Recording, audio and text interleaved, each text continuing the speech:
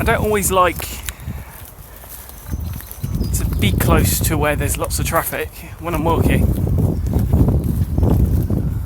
I much prefer to be somewhere remote so I can have the peace that I often describe, that I've talked about. Let me just get this. It's better, isn't it? But there is something nice about finding a footpath off a road and then just leaving that world behind. You know, I drive by these footpaths all the time, and often wonder where they lead to. But there is something lovely about coming off from a road onto a footpath into the wilderness.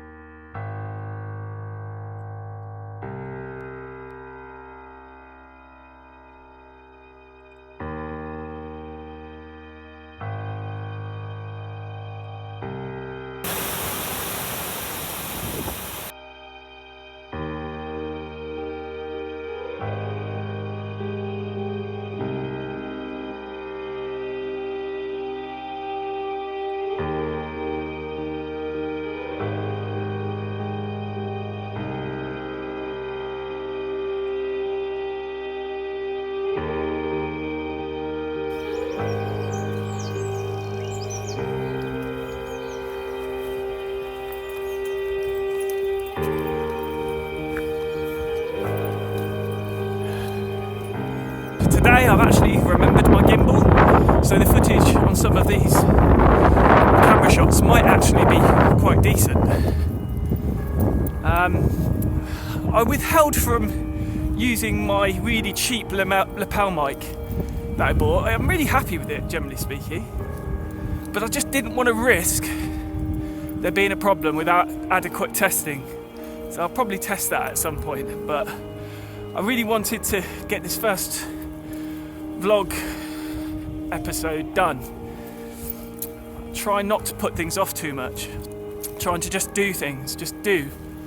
In my chaos, I was keen to fight procrastination, but I should have listened to my rational self, as the wind indiscriminately rendered all my footage unusable. The first episode of my second. On the plus side, it did allow for my first ever voiceover and a rethink about the importance of origins, of beginnings.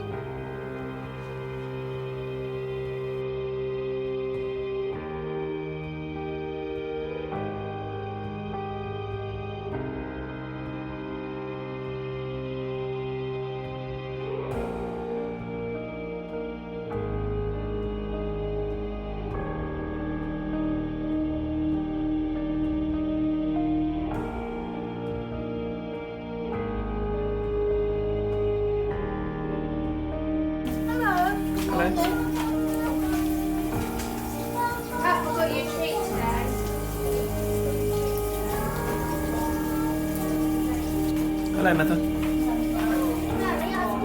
alright, Dad? He has a wife. What treat? Yeah, what?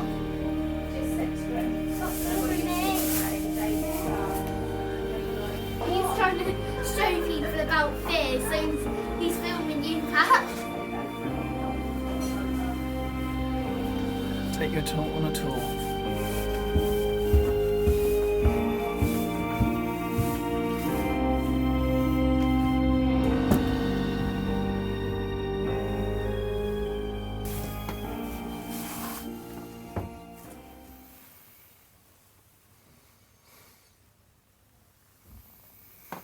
So, what we're looking at here is my bedroom that me and my twin brother used to share.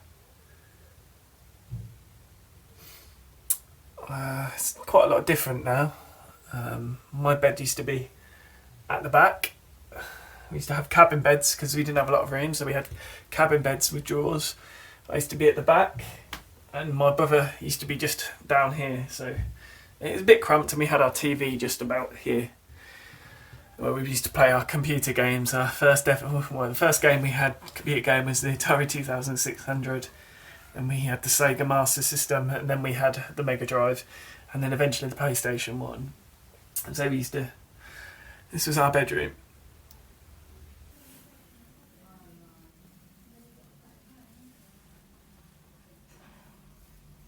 So yesterday I had a bit of a disaster. I planned to get up really early and film in a location that was symbolic, like the first ever vlog entry. I wanted my second vlog entry to be symbolic and significant and meaningful. In the first video I went to Arbury Hill, the highest point in my county. I couldn't quite articulate that before, but that's what I was trying to say. I was trying to go to the highest point in my county, and not only the highest point, but the origins of the River Nene or Nen, depending on where you're from and how you pronounce it. But it's where the local river originates, and I want it to be symbolic, because it was representing the beginning of a journey, a beginning of something. Bit cliched maybe, but that's what I wanted to do. And I did that. So for my second season, and believe me, I'm using the term second season with purely tongue firmly in cheek. It wasn't serious. It was just a parody of all the... I was parodying myself, if that's the word. For my second season, I think I prefer the term chapter. I may change it to chapter. But for my second chapter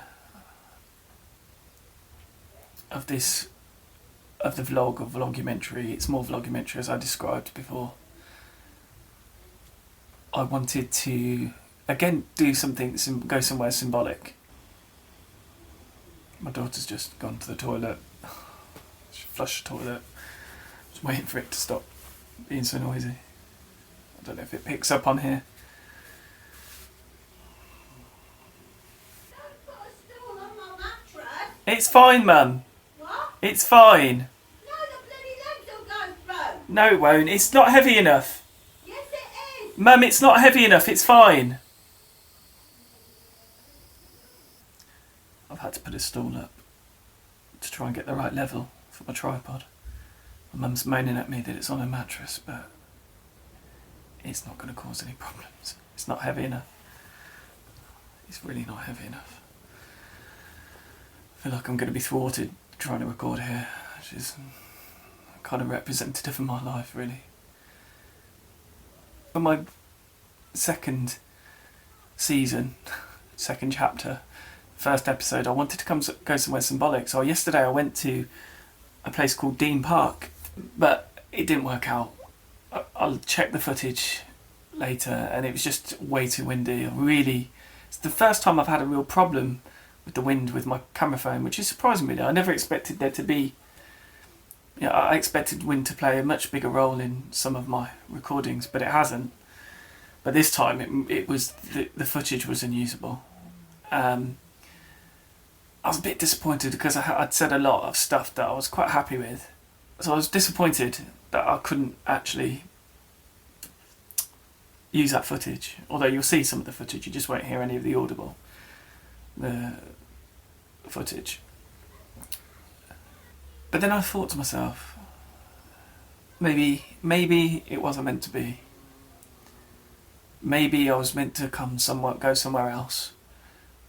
Somewhere meaningful and symbolic. And then I had an obvious thought to come to my origins, to come to a place where I began. And so I've come home to where my mum and dad live, where I lived for all of my childhood, up until about 23, when I moved out and moved in with my wife. So I've come here.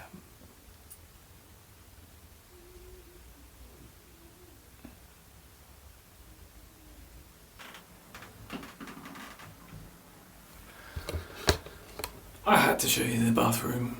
They have not changed this in about 30, 40 years. It's awful. It's awful. Honestly. But it is my home. It is my family home. So I'm a very lucky person to have mostly had a happy, safe childhood. You know, I can honestly say that I felt loved, that I felt genuinely safe.